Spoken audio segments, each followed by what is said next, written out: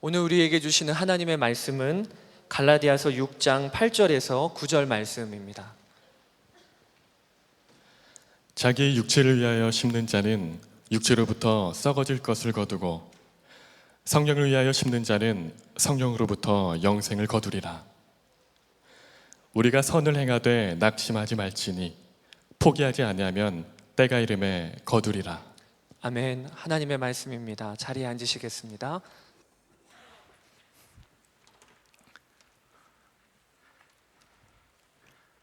네, 여러분 반갑습니다. 특별히 여호수아 공동체 수련회에 다녀오신 우리 여호수아 공동체 지체들 정말 축복합니다. 오늘 하나님께서 사랑하시는 자에게 잠을 주신다고 그랬는데 어떤 역사가 있을지 모르겠습니다. 정말 뜨겁게 수련회 기간 보내고 왔다는 것을 제가 전해 들었어요. 여호수아 공동체 수련회 첫날 저녁 집회를 가서 참석하고 정말 뜨겁게 기도하는 여호수아 공동체 보면서 분위기가 사뭇 다르다라는 걸 느꼈어요. 그리고 어제 저는 느헤미야 공동체 리더들 함께 만나서 또 말씀 전하면서 느헤미야 공동체 리더들에게 말했습니다. 분위기가 정말 서로 다른데 뭐가 다른지 내가 말 안 해주겠다 했어요. 서로가 뭔가 다른 특징이 있고 하나님이 부어주신 굉장히 중요한 독특한 은사와 능력이 있는 걸 봤습니다. 정말 우리 공동체, 두 공동체가 하나님 안에서 놀라운 믿음의 도전을 계속 이어갔으면 좋겠습니다. 오늘 최양락 목사님께서 광고해 주셨지만 한 가지 다시 말씀드리면 오늘 카페코인놀이 사업 설명회가 6시에 있습니다.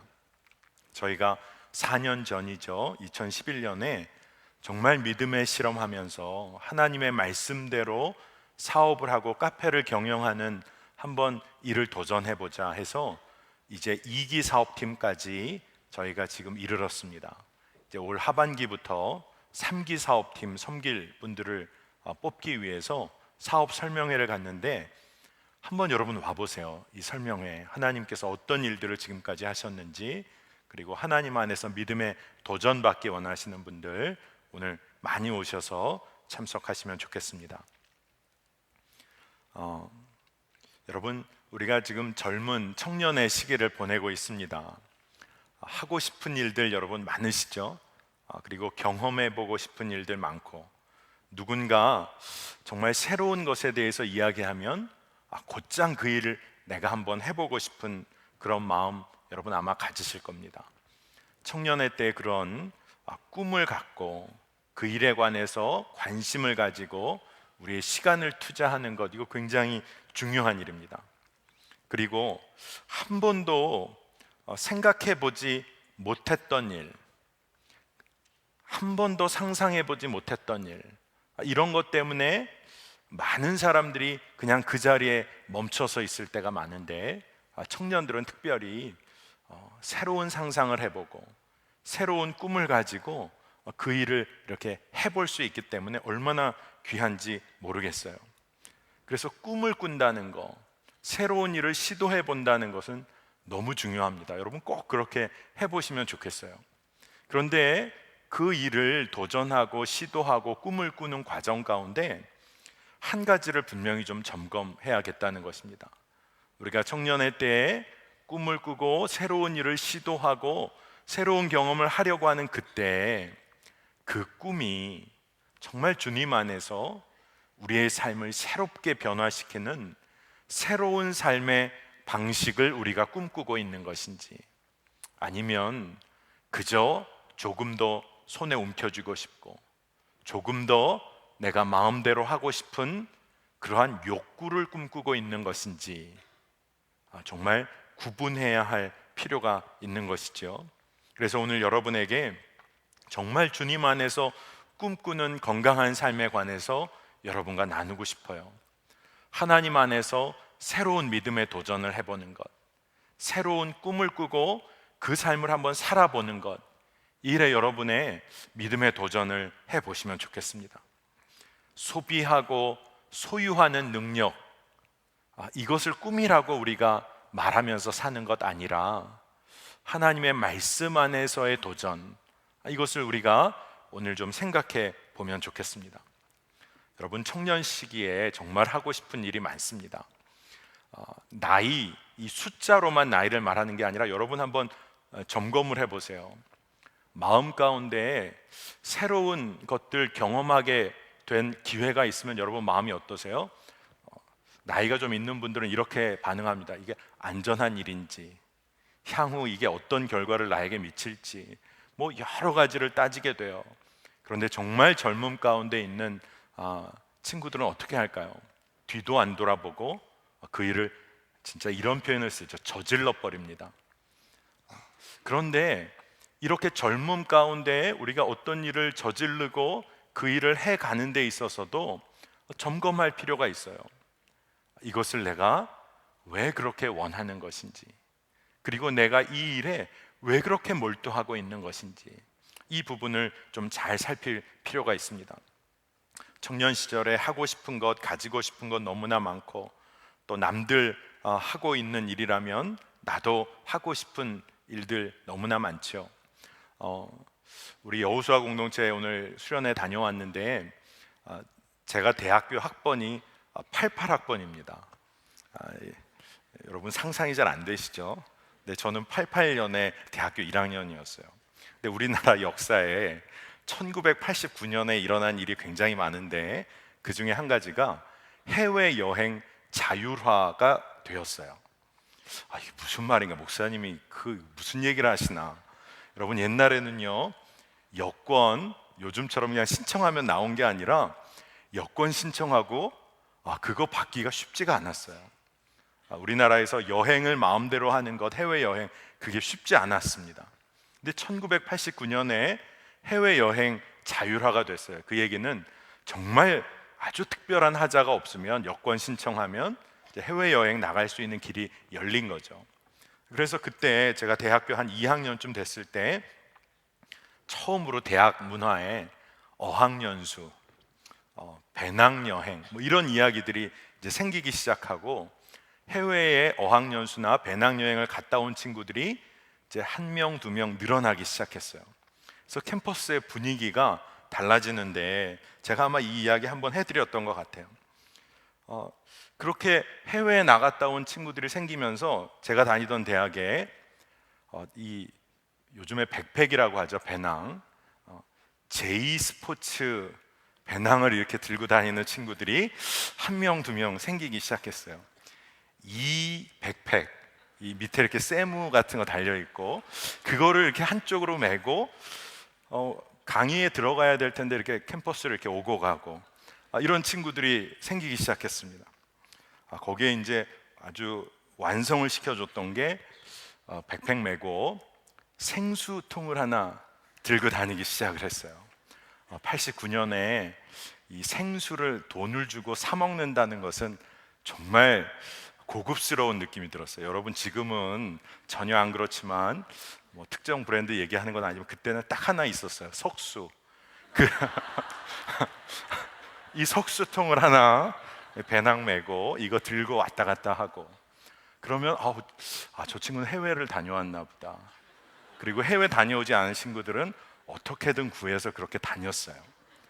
그리고 캠퍼스에 잔디밭이 많지 않았지만 왜 굳이 도서관에서 편하게 공부 안 하고 잔디밭에 막 이렇게 자리 깔고 뭐 책 가지고 뭐 토론하듯이 막 해보고 그랬던 때가 있었습니다. 아마 그 당시는 유행이라는 것이 있으면 거의 대다수가 이렇게 따라가던 시절이었던 것 같아요. 요즘은 여러분들 개성 있는 우리 청년들이 많다 보니까 그렇게까지는 아니지만 그래도 요즘도 그런 유행이라는 게 있는 것 같아요. 다른 사람들이 이렇게 하고 좋아 보이면 나도 하고 싶은 것이죠. 세상의 큰 흐름 가운데 굳이 나도 한번 해보고 싶은 것이죠. 거기에 휩쓸려 살 때가 우리 가운데 있었어요. 여러분 한번 그냥 마음속으로만 대답해 보세요. 남들이 하는 것 나도 해야겠다. 그거 못해서 여러분 마음 어려울 때 많지 않으세요? 남들이 가지고 있는 거 왜 나만 없지? 그것 때문에 여러분 마음 힘든 적 없으셨어요? 그런데 오늘 제가 여러분에게 나눌 말씀은 그 마음, 거기에 마음을 내주는 것이 얼마나 무서운 것인지를 우리가 깨달아야 돼요. 이건 나도 갖고 싶고 나도 이런 일 하고 싶다. 왜 나는 아니지? 라는 이 마음이 우리 청년의 시절을 정말 갉아먹으면서 무너뜨리기 시작하는 것을 우리가 깨달아야 합니다. 내 삶을 정말 건강하게 채워줄 것에 대해서 눈이 열리는 훈련과 경험 이전에 감각적으로 내 삶을 채우는 것에 먼저 눈이 열리기 시작하니까 그 욕구를 조정하고 다스리는 방법을 배워본 적이 없는 거예요. 그 욕구를 다스리는 방법이 딱 한 가지는 어떻게든 채우는 것이 나의 삶을 행복하게 한다고 생각하고 살 때가 너무 많다는 거예요. 그런데 우리가 청년의 시기를 보내면서 정말 하고 싶은 것, 경험하고 싶은 것, 꿈을 꾸는 것, 이것은 굉장히 자연스러운 일이에요. 그런데 믿음 안에서, 예수 그리스도 안에서 이것을 어떻게 잘 균형 있게 조정하고 다스리고 또 하나님 안에서 하나님이 주시는 기쁨으로 잘 방향을 정해 나가는 것, 이것은 굉장히 중요한 것입니다. 그래서 오늘 제가 설교 제목을 가지고 좀 고민했어요. 금욕이란 말을 쓰면 청년들에게 굉장히 마음에 부담이 오겠다라는 생각도 들었지만 이게 정확한 표현인 것 같아요. 그래서 건강한 금욕주의에 한번 도전해보자. 이게 오늘 여러분과 나누려는 말씀이에요. 건강한 금욕주의에 도전해보자는 얘기는 제가 오늘 설교를 통해서 여러분이 가지고 있는 건강한 욕구를 다 무조건 억눌러야 한다라는 이야기를 하려는 것이 아니라 건강한 욕구를 균형 있게 하나님 앞에서 균형을 이루며 사는 방법에 대해서 우리가 눈이 열렸으면 좋겠다는 거예요. 여기서 오늘 오신 분들 중에 잠에 있어서, 수면에 있어서 잠 정말 일찍 일어나고 또 이렇게 생활하는 게 어려운 분들 계실 거예요. 아마 잠을 자는 문제만 해도 몸의 건강을 위해서 몇 시간 정도 수면을 가져야 한다 하는 건 아마 사람마다 굉장히 다를 겁니다. 그런데 아마 이 부분에 있어서 그냥 획일적으로 몇 시간 자는 게 가장 청년의 때 좋은 겁니다 라고 말하기도 어려울 거예요. 아마 과도한 잠이 삶의 습관이 되어버린 분 여기 계세요? 지나치게 많이 자는 거, 아니면 밤에 하루의 삶을 잘 정리하고 잠자리에 드는 습관이 잘 되지 않아서 수면이 완전히 무너져 있는 분이 계실런지도 몰라요.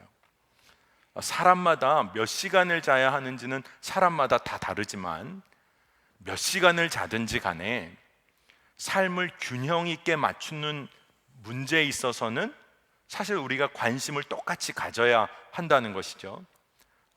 4시간을 자든 8시간을 자든 그 시간과 관계없이 잠을 몇 시간 자든지 간에 균형 있는 삶을 맞추는 것이 우리한테 어떻게 가능한지에 대해서 우리가 관심을 가져야 한다는 거예요. 우리가 건강한 금욕주의적인 삶을 산다 하는 것은 이와 좀 비슷한 의미를 갖고 있습니다. 그것은 뭐냐 하면 우리 안에 균형이 맞춰지고 단순하고 가벼운 삶을 살아가는 일에 우리가 훈련을 좀 받아야 한다는 거예요. 이 금욕주의라는 말이요, 어세티시즘이라는 말이에요. 근데 이 말의 어원적인 의미를 따라가 보면 다른 말이 아니라 딱 한 가지 의미가 있는데 그거는 극기라는 말이 있습니다. 자기를 극복한다, 자기를 절제한다 라는 말의 의미가 있어요. 근데 보다 더 적절한 의미를 찾아보면 자기를 조절한다는 말이 있어요. 여러분, 우리 삶에는요, 하나님께서 부어주시는 놀라운 은혜도 있고 또 물질적인 풍성함도 부어주시고 주변에 놀랍게 누릴 것들을 하나님이 부어주십니다. 그런데 그것이 내 삶의 필요를 채우고도 남는 부분이 있다고 해보세요. 그러면 어떻게 해야 되죠? 나에게 정말 필요한 부분을 감사함으로 누리고 나머지 부분들은 다른 이들에게 흘려보내야 하는 거예요. 그러면 모든 하나님께서 허락하신 이 관계가 풍성하고 아름답고 그리고 사랑을 누리는 관계가 되는 거죠. 그런데 나에게 채워지는 것, 그것을 내가 이렇게 움켜줬는데도 만족하지 못해서 또 움켜쥐다 보면 움켜쥐는 정도를 넘어서서 어떻게 될까요? 남의 것을 빼앗아 가게 되는 것이죠. 우리가 건강한 금욕주의적 삶, 가볍고 단순한 삶을 누리는 것을 놓치고 훈련받지 못하면 난 전혀 그런 삶 살지 않아, 나랑은 전혀 다른 얘기야 라고 여러분 말하고 싶을런지 모르지만, 나에게 하나님께서 부어주시는 은혜, 감사의 제목으로 누려야 하는 것 이상을 내가 움켜쥐려고 할 때, 여러분 주변의 사람들이 그 삶이 망가져요. 그 다른 사람들의 삶이 망쳐지게 돼 있어요. 여러분 어린 시절 유치원, 어린이집 다니실 때 욕심 많은 아이가 옆에 늘 있었다고 생각해 보세요. 근데 걔가 힘까지 세요. 그러면 어떻게 되죠? 아마 거기에 질서가 다 무너지는 거죠. 그건 어린이집 시절이지. 그렇지 않아요. 우리가 커가면서 굉장히 세련된 방식으로 남의 것을 움켜쥐는 것을 잘 배워가요. 굉장히 눈에 띄지 않는 방법으로 티나지 않게 남의 것까지 움켜쥐고 사용하는 것을 배워간다는 거예요.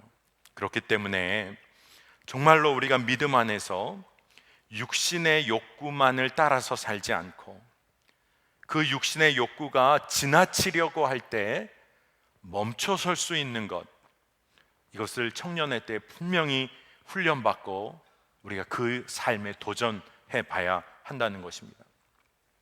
아마 모르긴 몰라도 우리 공동체 안에 지금 다이어트 하고 계신 분들 많이 있을 것 같아요. 근데 사실 이 다이어트라는 말도 단지 체중 감량한다는 그런 의미만을 갖고 있는 게 아니라 모든 영양분들을 건강하게 섭취한다는 그 식습관에 관련된 말이죠. 그러니까 정말 몸에 필요한 영양소를 과하지도 않고 부족하지도 않게 균형 있게 섭취하는 것을 다이어트라고 하는 거죠. 그러니까 우리가 영적으로나 육적으로나 우리 삶 가운데 하나님이 베풀어 주신 것 안에서 과하지도 부족하지도 않도록 균형 있게 우리의 삶을 이끌어가는 거, 이게 굉장히 중요한 기독교의 영성이에요. 사실 기독교 금욕주의 영성이라는 것은 바로 이러한 삶을 의미하는 겁니다. 그런데 우리 인간이 육신의 욕구가 너무 강하다 보니까요, 인간이 육신을 갖고 사는 존재이다 보니까 너무나 육신의 욕구가 강하다 보니까 예전의 기독교 전통에서 이 육신의 욕구를 굉장히 억압적으로 억제할 정도까지, 이것에 휩쓸리지 않으려고 지나칠 정도로 이 욕구를 억제하는 그런 전통이 있었어요. 그게 금욕주의의 한 모습으로 드러나기도 했습니다.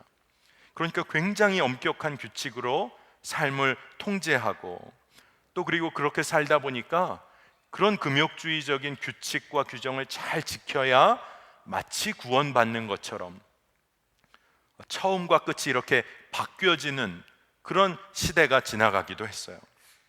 그리고 아주 과한 경우에는 율법주의처럼 금욕적인 삶을 살아야 구원받는 것처럼 오해가 생기기도 했습니다. 그런데 이런 부정적인 측면이 기독교 역사 가운데도 있었지만, 이런 부정적 측면이 있었음에도 불구하고 오늘 저는 금욕주의적 영성, 건강하게 다시 한번 우리 청년의 때 도전해보자는 얘기를 하고 싶어요. 이렇게 억압적이고 율법적인 금욕주의 말고 우리가 얼마나 자기중심적인 존재인지를 깨닫고, 그리고 이제는 완전히 새로운 삶의 방식을 꿈꾸는 금욕주의에 도전해봤으면 좋겠어요. 내가 누려야 할 것, 하나님이 주시는 것, 우리가 풍성히 누리지만 과하게 누리는 것, 우리의 욕구를 지나치게 추구하는 것에 있어서 정말 믿음을 가지고 멈춰서는 것, 이 일에 도전을 해봤으면 좋겠어요. 우리가 믿음을 갖고 있어도 내일 내가 먹고 살 것이 해결될지, 하나님이 내 삶을 어떻게 인도하실지에 대한 믿음이 없으면 오늘 내가 움켜쥐려고 하는 것 아니겠어요? 그런데 우리가 믿음을 가지고 새로운 삶의 방식에 도전해 보기를 원합니다. 그것은 무엇이냐 하면 육신의 욕구 따라 사는 삶, 그 욕구가 강해지는 그 순간에 멈춰서는 거예요. 이건 참 두려운 일일지 모릅니다. 그런데 우리가 믿음으로 그 일을 감당하게 되시기를 축복합니다. 여러분, 육신의 욕구를 쫓아 사는 삶, 이게 왜 두렵고 무서운 삶일까요? 아까 잠깐 언급했지만 육신의 욕구만을 과도하게 쫓다 보면 분명히 필연적으로 다른 사람이 누려야 할 것 빼앗아 가게 돼 있어요. 누군가의 생명을 위하여 꼭 필요한 것을 가져가게 돼 있어요. 이거 정말 무서운 일입니다. 여러분, 우리 인간이 얼마나 육신의 욕구 따라 사는지 한번 여러분 점검해 보세요. 여러분, 배 불러도요, 좋은 음식점 누가 데려가면 음식 먹어요, 안 먹어요? 뷔페 음식점 가면 본인이 충분히 배부름에도 불구하고 몇 번을 갔다 왔는지 채우려는 사람들 있죠. 네. 그리고 그것이 마치 능력인 것처럼. 여러분, 배가 부른데 눈에 보이고 맛이 있다고 하면 또 먹는, 왜 그런지 모르겠어요. 저도 거기에 자유롭지 못한 사람 중에 한 명이에요. 여러분, 로마 시대에는 제가 얘기 안 해도 아시죠? 토해 가면서까지 새로운 음식을 먹었다고 하잖아요. 제가 그런 글을 봤습니다. 여러분, 친구들 어렸을 때 놀릴 때 돼지처럼 먹는다 막 놀린 적 있으신지 모르겠어요. 근데 돼지가 들으면 정말 기분 나빠할 얘기입니다. 돼지는요, 위가 70에서 80% 차면 사실 먹지 않는데요. 이제 역설적으로 돼지처럼 먹는다라는 말이 정말 좋은 이야기로 바뀌어질 시대를 살고 있어요. 여러분, 우리는 100% 채워져도 기도하고 또 먹죠. 네. 그런데 돼지는 그렇지 않대요. 그러니까 우리가 얼마나 육신의 욕구 따라 사는 것에 익숙해 있는지 모릅니다. 여러분, 우리가 과도한 육신의 욕구 앞에 멈춰설 줄을 알아야 돼요. 여러분, 또 육신의 욕구를 쫓아 사는 삶이 왜 그렇게 무서운 걸까요? 그것은 영적인 의미와 관계가 있습니다. 육신의 욕구를 쫓아 사는 사람이 전심을 다하여 하나님을 사랑한다. 여러분, 이게 이해가 되세요? 물론 겉으로는 그럴 수 있을지 몰라요. 하지만 내 마음 깊숙이는 육신의 욕구 따라 뭐든지 반응하고 있는데, 하나님의 길, 하나님을 전심으로 사랑하는 그 삶과 여러분, 이게 일치가 되지 않는다는 거예요. 육신의 욕구를 쫓아 사는 삶은 하나님의 삶의 방식과 늘 대립되게 되어 있습니다. 더 깊이 나아가면 하나님 살아계시지 않은 것처럼 살게 돼요. 이게 정말 무서운 일입니다. 요한일서 2장 15절 보면, 이 세상이나 세상에 있는 것들을 사랑하지 말라. 누구든지 세상을 사랑하면 아버지의 사랑이 그 안에 있지 아니하니. 세상과 분리하고 격리하여 살아야 한다는 말을 하려는 게 아니라, 오늘 세상을 지나치게 의지하고 사랑하게 되면 하나님 아버지의 사랑을 품고 살기가 어렵다는 거예요. 여러분, 이것이 영적으로 너무나도 무서운 일입니다. 여기 계신 분들은 다 이제 미혼이죠. 젊은이 교회 공동체. 우리 아마 사역자분들이나 우리 성도님들은 아마 이해가 되실 거예요. 여러분, 나중에 결혼해서 아기 낳게 되면 너무 예쁠 거예요. 아마 내가 예쁠까? 이런 것과는 전혀 다르게 여러분의 아기가 너무 예뻐 보일 겁니다. 근데 아이가, 갓난아이가 배고프다고 울으면 처음에 엄마 아빠는 뭐든지 뭐 이렇게 먹이려고 해요. 처음에 정말 초보 엄마 아빠들. 그런데 조금이라도 지나고 나면 아이가 운다고 무조건 우유를 물리지 않습니다. 왜 그렇죠? 아이가 때를 따라 가장 적절한 때에 건강하게 음식을 섭취하는 법을 알려줘야 하기 때문에 때로는 아이가 무조건 운다고 뭐든지 다 해주지는 않아요. 엄마의 사랑 안에서 아이가 울기도 하고 우유를 먹으면서 가장 건강한 삶의 균형을 사실 아이가 배워가게 돼 있습니다. 근데 그것을 배우려면 뭐가 가장 중요해요? 엄마 아빠의 사랑 안에서 이루어지는 게 가장 중요해요. 그런데 엄마 아빠가 아니라 저도 삼촌이기도 하고, 여러분 여기 이모 고모 다 있을 거예요. 엄마 아빠가 아니라 조카들을 갓난아기를 여러분이 본다고 하십시다. 처음에 한 30분 너무 이뻐요. 1시간 정말 믿음으로 이뻐해줘요. 1시간이 넘었어요. 애가 울어요. 그러면 어떻게 하겠어요? 어떻게든 재워보려고 하든가, 아니면 어떻게든 우유를 물리든가, 무조건 울음을 그치게 하려고 할 거예요. 왜? 내가 힘드니까. 근데 엄마 아빠는 달라요. 엄마 아빠는 가장 필요한 때에 필요한 것을 주려고 하는 거죠. 여러분, 우리가 하나님 안에서 건강한 금욕주의적인 삶을 산다는 것은 이와 비슷해요. 하나님께서 우리 삶에 가장 필요한 것을 그 가장 필요한 때에 공급하신다는 믿음을 가지고 그 하나님의 사랑 안에서 우리의 삶의 균형을 찾아가는 것입니다. 여러분, 이것을 청년의 때에 해보셔야 돼요. 결혼한 다음에는 그 균형을 맞추기가 더 어려워요. 왜? 먹고 사는 문제에 대해 더 현실적이 될 가능성이 많아요. 지금 청년의 때에 정말 물질, 그리고 시간, 그리고 나에게 주신 재능, 이 모든 것을 사용하는 일에 있어서 균형을 가지고 사는 일을 여러분 살아보셔야 합니다. 제가 또 한 가지 여러분과 좀 나누려고 하는 것, 우리가 육신의 욕구를 과도하게 쫓다 보면 그것이 왜 정말 두렵고 무서운 일일까? 여러분, 아마 제가 이야기하지 않아도 마음속에 떠오르시는 단어 하나 있으실 거예요. 그것은 중독이라는 것입니다. 어느 순간에 이르면 육신의 욕구 앞에 내가 완전히 무릎을 꿇게 되는 거예요. 조절하려고 해도 조절이 되지 않아요.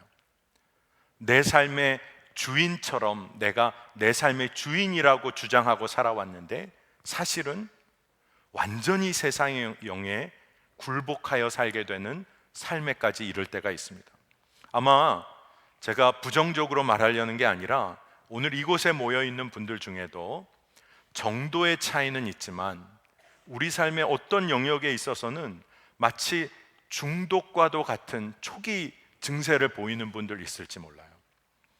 여러분, 정말 이 부분에 있어서 멈춰서야 하는 부분을 여러분 정말 하나님 앞에 기도하시기를 바랍니다. 근데 중독이라는 것은 이미 우리의 어떤 조절 능력을 넘어선 거잖아요. 여러분, 그러면 어떻게 해야 되죠? 이 육신의 욕구를 정말 내가 멈춰설 수 있는 힘은 어디로부터 오는 거죠? 몇 년 전에 저희 젊은이 교회 동계수련회에 김다니엘 선교사님이 이 강사로 오신 적이 있었어요. 2박 3일을 다 전하신 건 아니고 한 집회를 맡아 오셨는데 저녁 시간에 이런 이야기 간증을 나눠 주신 적이 있습니다. 신학교 친구에 관한 간증이었던 걸로 제가 기억을 해요. 굉장히 늦은 밤에 친구로부터 전화가 왔는데, 여러분, 너무 늦은 밤에 만나자고 할 때 친구가 아무리 친해도 좀 짜증이 날 때가 있습니다. 이 김다니엘 선교사님이 이 시간에 이 친구가 전화를 하더니 만나자고 하는데 이 시간에 굳이 만나야 될까 할 정도로, 하지만 만났대요. 굉장히 짜증스러웠지만 만났는데 이 친구가 한 가지 고민을 김다니엘 선교사님에게 털어놓은 거죠. 그 당시에 정말 자신이 교제하고 싶어 했던, 그리고 자신의 눈에 너무 순수하고 맑은 마음을 가진 자매, 자기가 너무나 늘 바라보고 있었는데 이제 교제하게 됐다는 거예요. 그러면 너무 즐겁고 기쁜 일이잖아요. 그런데 이 친구가 친한 친구를 그 밤늦은 시간에 불러내서 털어놓고 어찌할 바를 모르는 고민은 사실은 자기가 음란물에 중독된, 남들이 보지 않는 곳에 거기서 헤어나오지 못하고 있는 자기의 속사람이 있는데, 자기가 너무 순수하고 맑은 자매를 만나게 됐는데, 그 만나게 된 건 너무 좋지만 마음속에 괴로운 것은 자기는 사실 그런 자매를 만날 자격이 없는데, 그것 때문에 너무 고통스러워하고 친구에게 마음을 털어놨다는 것입니다. 그때 김다니엘 선교사님이 학생 시절에 물론 친구로서 해줄 수 있는 위로는 해줄 수 있지만 어떻게 해야 할까 하다가 신학교 선생님, 교수님을 이렇게 상담할 수 있도록 이렇게 도와줬던 것 같아요. 그런데 그 학교의 교수님이 한 가지를, 그 얘기를 다 듣고 한 가지를 제안을 해 주셨어요. 그것은 뭐냐 하면, 그 문제에만 묶여서 스스로 정죄감에 빠져서만 살지 말고 이제 1년 동안 이 일에만 전념을 한번 해봐라. 지금 그 자매랑 만나게 됐으니까 그 자매 어떻게 기쁘게 해줄지, 어떻게 사랑할지, 그 자매 만나는 순간에 그 자매에게 어떻게 감동을 줄지, 하여튼간 이 문제에만 완전히 집중하고 한번 생활을 해봐라. 대신에 내가 어떻게 음란의 문제에서 벗어날까 막 이런 고민하지 말고 지금 만나게 된 자매를 정말 전심으로 사랑하는 그 일에만 그냥 완전히 마음을 한번 다 쏟아봐라. 그렇게 상담을 해 주셨다는 거예요. 1년 동안 이 형제가 갑자기 약속도 안 했다가 그 자매 앞에 나타나기도 하고, 뭐 깜짝 선물도 하고, 뭐 어떤 방식으로든 이 자매에게 감동을 주기 위한 삶을 살은 거죠. 놀라운 변화가 생겼는데 삶의 초점이 달라지고 사랑의 대상이 명확하게 바뀌고, 그리고 그 사랑의 대상이 바뀐 거에 맞추어서 삶의 패턴이나 방식, 생각이 완전히 바뀌기 시작하니까 내가 어떻게 하면 음란의 문제에서 벗어날까, 이 문제에 대해서 고민할 때는 해답이 없었는데 1년 후에 이 형제의 고백이 자기도 모르는 사이에 그 중독으로부터 벗어난 것을 고백하게 된 이야기를 전해 주셨어요. 여러분, 정말로 우리가 우리의 힘과 생각으로는 이 문제로부터 벗어나기가 힘들어요. 그런데 한 가지 우리가 삶의 초점을 바꾸어 놓을 필요가 있습니다. 그것은 무엇이냐 하면 우리 삶의 주인이 누구인 거죠. 내 자신이라고 끝까지 붙잡고 있는 한에 있어서는 이 육신의 욕구로부터 멈춰서기가 쉽지 않아요. 그런데 말씀은 그가 모든 사람을 대신하여 죽으심은 살아있는 자들로 하여금 다시는 그들 자신을 위하여 살지 않고, 십자가 예수 그리스도의 사건을 통해서 이제 우리는 다시는 우리 자신 위해 사는 삶으로 이제 부름받지 않았고, 오직 그들을 대신하여 죽었다가 살아나신 이를 위하여 살게 하려 함이라. 우리의 삶의 목적과 방향이 완전히 뒤바뀌어졌다는 것을 우리가 먼저 깨달아 알아야 돼요. 그리고 이제 하나님을 사랑하는 삶, 우리의 사랑의 대상 자체가 완전히 바뀌어지는 경험, 이것이 우리를 힘있게, 우리의 삶을 균형 있고 새로운 삶으로 이끌어 준다는 것입니다. 여러분, 절제하는 삶, 나의 만족을 추구하다가 멈춰서는 일, 이것이 어떻게 생각처럼 쉽게 되겠어요? 왜냐하면 우리가 육신을 가진 존재니까. 하지만 우리가 하나님을 전심으로 사랑하고 그 품에 거하게 되는 삶이 우리의 삶의 목적이 되면, 여러분, 하나님께서 우리를 푸른 초장으로 인도하시고 때를 따라 꼴을 먹이시고 생수의 강물로 우리를 풍성하게 채우시고 적시는 삶을 통해서 우리의 고백이, 주님, 제가 부족함이 없습니다. 주님으로 인하여 제가 부족함이 없습니다. 이 고백이 우리 안에서 터져 나오게 될 때 사실은 우리는 육신의 욕구 앞에서 멈춰설 수 있어요. 여러분, 이 일에 있어서 여러분 도전해 보셨으면 좋겠어요. 하나님으로 인하여 만족하다라는 고백이 여러분의 입에서 터져 나오는 감사가 되기를 여러분 한번 기도해 보세요. 절제하지 못하는 삶이 굉장히 무서운 결과를 가져옵니다. 과하게 원하는 것이죠. 지나치게 갈망하는 것, 이것은 탐욕이라고 부를 수도 있어요. 하나님보다 다른 그 어떤 것을 과하게 원하고 탐해요. 이게 성서가 말하는 우상숭배예요. 하나님보다 다른 어떤 곳에 나의 마음이 다 쏟아져 있어요. 이거 정말 어려운 문제인 것이죠. 예수님의 삶을 여러분 한번 생각해 보세요. 예수님 집 갖고 계셨습니까? 예수님 머리 둘 곳이 없다고 하셨어요. 예수님 집 없으셨어요. 예수님 먹는 것 어떻게 하셨죠? 성경에 다 그렇게 기록된 것은 아니지만 다 다니시면서 방문하시고 다 얻어 드신 것 같아요. 나눔 가운데 다 먹으셨어요. 교통수단은 어떠셨어요? 거의 걸어 다니시고, 호수를 건널 때 배 타시고, 예루살렘 들어가실 때 남의 나귀 정도 타시고, 예수님 차 없으셨어요. 눈에 보기에 좋은 것 소유하는 삶에 대해서 예수님이 그 부분에 대해서는 굉장히 강력하게 경고하셨어요.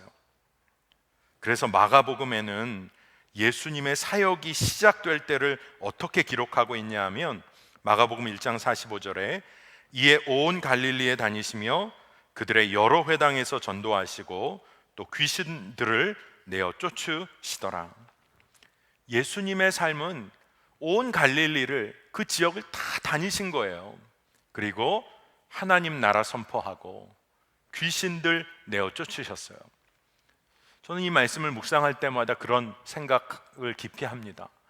귀신들을 내어 쫓는다는 말이 정말 그 말 그대로 정말 축사 사역을 감당하신 부분도 있지만, 예수님께서 정말 하나님 나라 질서와는 정반대로 사는 사람들, 하나님의 다스리심을 거부하는 세상의 삶의 방식, 만몬의 영에 찌들어서 거기에 빠져 있는 사람들, 그런 모든 음란과 탐욕에 쩌들어 있는 사람들, 그런 삶의 방식에 대해서 거기서 예수님께서 많은 사람들을 건져주셨다.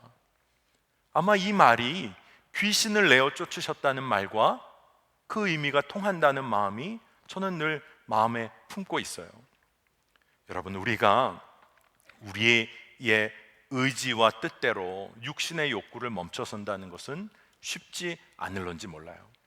하지만 하나님 아버지를 사랑하고 하나님 아버지께서 채워주시는 것이 나의 삶에 가장 족한 것이고, 그리고 내 삶에 세상으로부터 온 거짓된 것을 예수님께서 내어 쫓으실 거라는 믿음을 가지고, 여러분, 청년의 때 건강한 균형적인 삶, 건강한 금욕주의라고 제가 표현을 했는데, 그 삶에 여러분 한번 도전해 보시기를 축복합니다.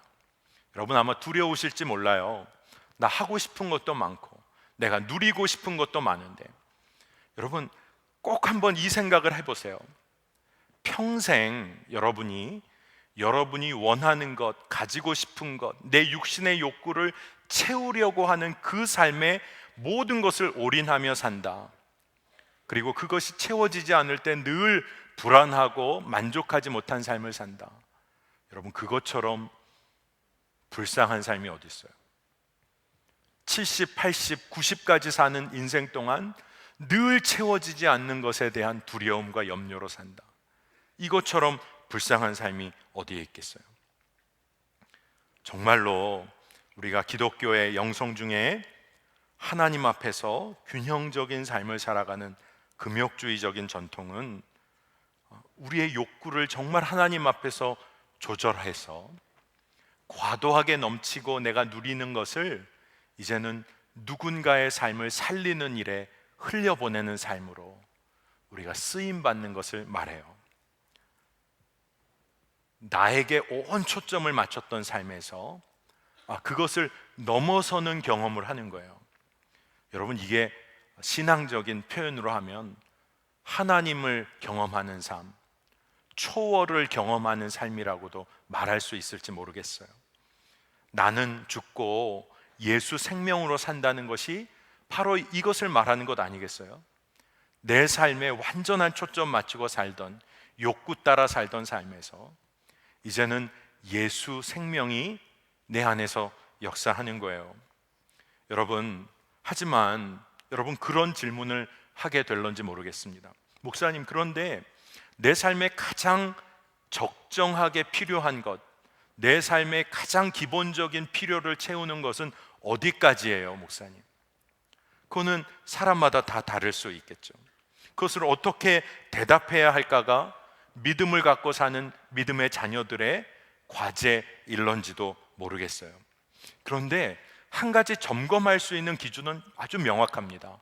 아까 이미 말씀드린 것처럼 내가 지금 예수님으로 만족한지를 여러분 물어봐 보세요.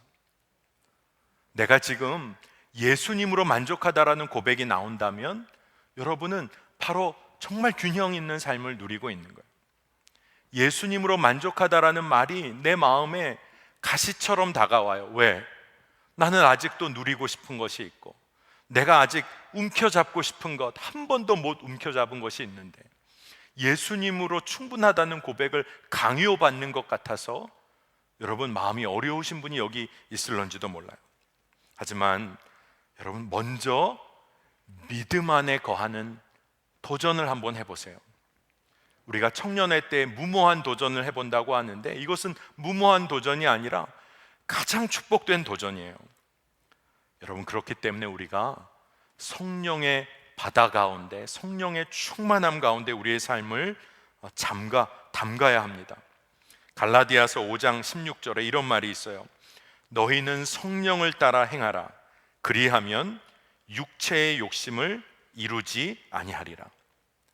육체의 욕심을 따라 사는 삶을 멈춰낼 수 있는 것, 성령을 따라 행하라, 이렇게 말씀하고 계세요. 그러면 성령을 따라 행하는 삶은 뭐죠? 갈라디아서 5장을 보면 계속해서 성령의 열매 맺는 삶에 대해서 말씀이 이어집니다. 여러분, 아마 여기까지 말씀 나누다 보면 그러면 또 성령의 열매는 어떻게 맺지? 성령의 열매 맺는 방법은 뭐지? 우리가 이런 것에 익숙해져 있어요. 신문을 보던가 여러분 이러면 이런 식의 광고 있습니다. 30일 영어가 들린다. 진짜 거짓말이에요. 저는 그렇게 생각해요. 30일 체질이 바뀐다, 10kg 감량, 이런 거에 우리가 너무 익숙해져 있는 거예요. 하나님과의 교제도 마치 이와 같은 방법으로 초점을 맞춰요. 30일 성령의 열매가 열린다. 우리 공동체는요, 소위 세상의 그런 식의 얘기 따라 신앙생활 하는 공동체 아니었으면 좋겠어요. 우리가 정말로 성령의 열매 맺을 수 있는 방법은 요한복음 15장에 나와 있는 말씀처럼 예수님이 포도나무시고 우리가 가지다, 예수님께 붙어 있는 거예요. 그러니까 우리의 존재는 우리가 어떻게 하면 열매 맺을 수 있을까에 관심을 자꾸 가지려고 하는데, 성경의 말씀은 뭐라고 얘기하냐면 존재가 변화된 것을 받아들이라는 거예요. 여러분의 존재가 이미 예수 그리스도의 십자가로 인하여 변화된 존재라는 것을 인정하라는 거예요. 그게 열매 맺는 방법입니다. 갈라디아서 5장 24절에 여러분 한번 잘 들어보세요. 그리스도 예수의 사람들은 육체와 함께 그 정욕과 탐심을 십자가에 못 박았느니라. 그리스도의 예수의 사람들에 대한 정의예요. 예수의 사람들은, 예수님 믿는 사람들은 그 육체와 더불어 정욕과 탐심을 십자가에 못 박았다. 우리의 존재는 이미 변화되어진 존재라는 거예요. 여러분, 그것을 믿음으로 취하시는 게 중요한 일이에요. 여러분, 내가 육체의 소욕과 욕심과 욕망에 뿌리는 깊숙한 곳에 숨겨둔 채로 성령의 열매 맺는 삶을 갈망해요. 한쪽 깊숙한 곳에는 육체의 욕구를 다 숨겨놨어요. 그리고 성령의 열매 맺는 것은 겉으로는 갈망해요. 얼마나 마음에 부대낌이 있겠어요? 얼마나 고통스럽겠어요? 얼마나 세상의 영이 우리를 참소하겠어요? 그런데 성경은 전혀 다른 진리를 선포하고 있습니다. 예수 그리스도의 사람임을 선포하라는 거예요.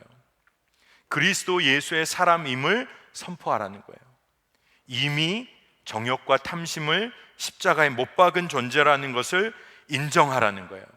그러면 하나님, 우리의 부모님이 되시는 하나님께서 우리의 삶을 가장 건강한 균형 있는 삶으로 우리를 이끌어 가십니다.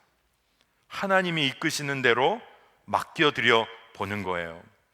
대신에 한 가지는 오해 마시기를 바랍니다. 우리가 성령의 열매를 맺으려고 우리의 인간적인 노력을 구하는 것이 아니라 성령의 충만함 가운데 거하기를 우리가 갈망해야 하는 거예요. 삶의 현장에서 하나님을 사랑하는 일에 우리가 치열하게 현장으로 나아가야 돼요. 그 하나님을 사랑하는 치열함 가운데 하나님께서 우리의 삶을 빚어 나가실 거예요. 사도행전에 보면요, 고넬료의 집에서 베드로가 설교를 했어요.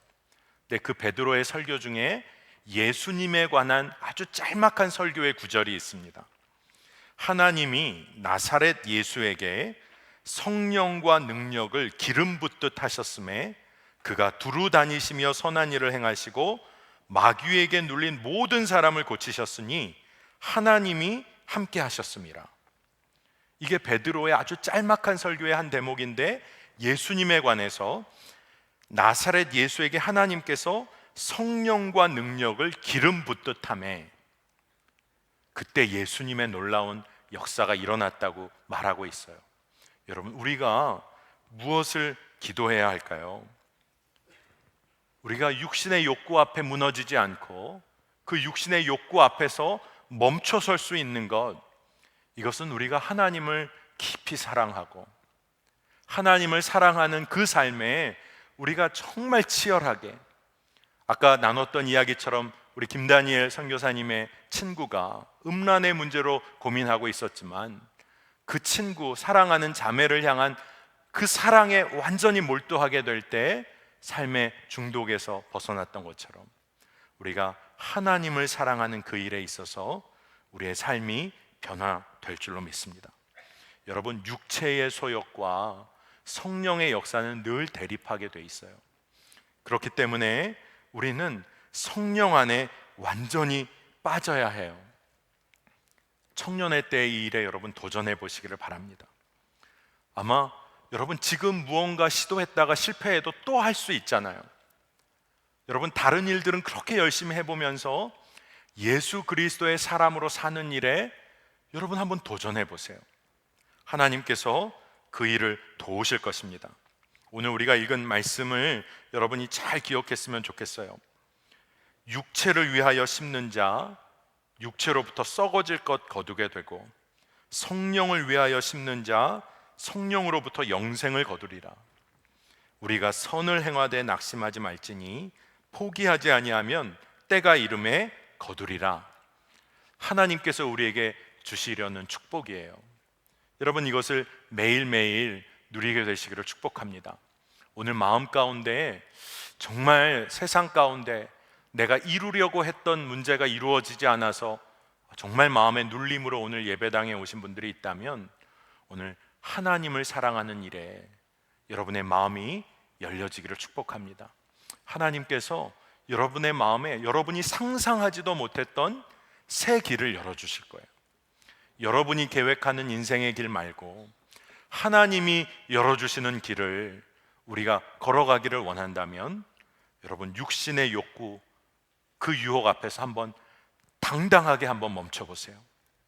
길이 열리지 않는 것 같지만 하나님이 여실 길을 기다려보세요. 무너지지 않기를 성령님께 기도해보세요. 하나님이 길을 열어주실 것입니다. 우리의 삶의 균형을 통해서 수많은 사람들 정말 하나님께로 돌아오게 하고 살리는 그 기쁨을 우리가 알게 되기를 축복합니다. 우리 시간에 오늘 나눈 말씀 붙잡고 우리 함께 기도하겠습니다. 우리 이 시간에 기도할 때 이렇게 좀 기도하겠습니다. 성령을 위하여 심는 자는 성령으로부터 영생을 거두리라. 우리가 선을 행하되 낙심하지 말지니 포기하지 아니하면 때가 이름에 거두리라. 오늘 이 말씀 그대로 붙잡고 기도하겠습니다. 하나님, 이 말씀이 저의 삶에 이루어지게 하여 주옵소서.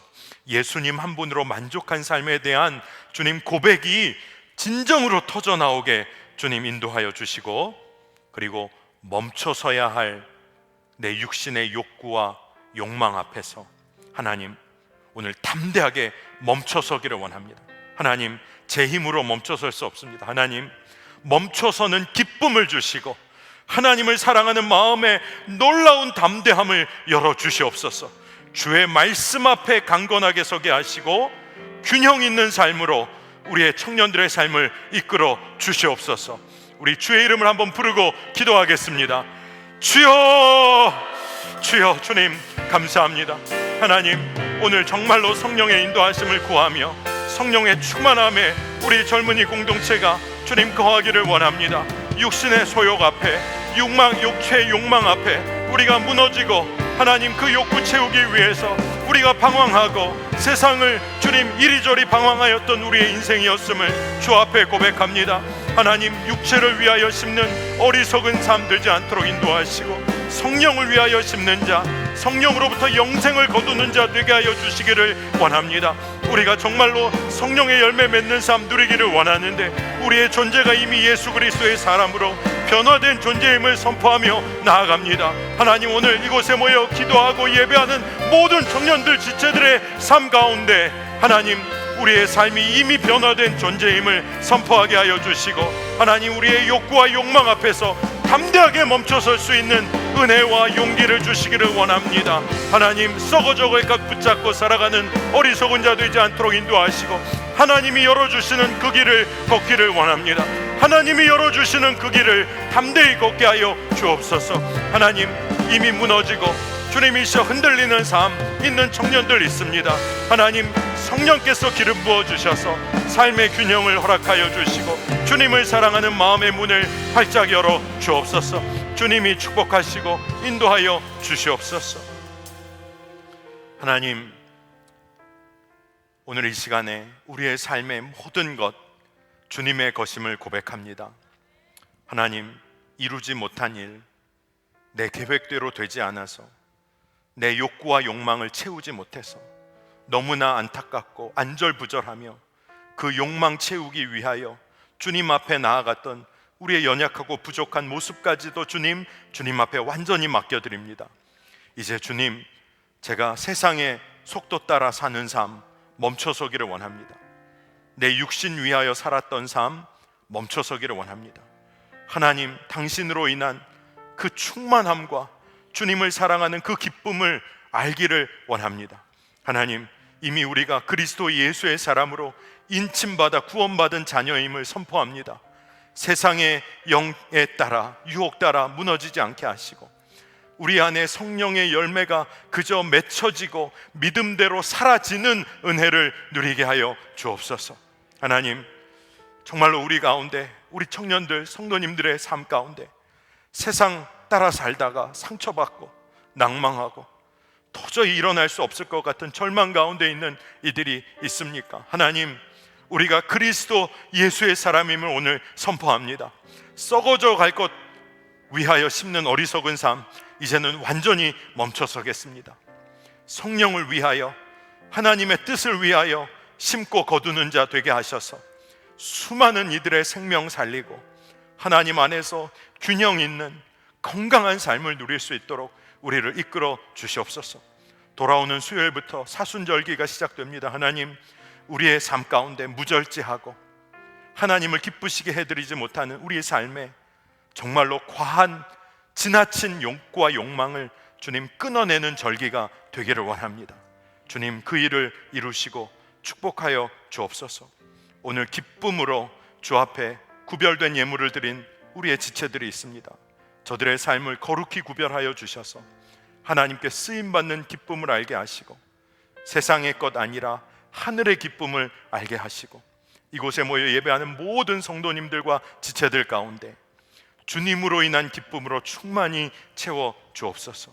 선교 현장과 정말로 복음이 정말로 적대함 받는 곳에서 주의 이름을 위하여 주님 헌신하는 주의 백성들과 자녀들을 긍휼히 여기셔서 하나님 새 힘을 주시고 주님 정말로 주님으로 인하여 설명되어지는 말할 수 없는 능력과 기쁨을 주님 부어 주시옵소서.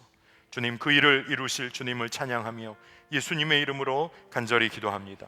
아멘.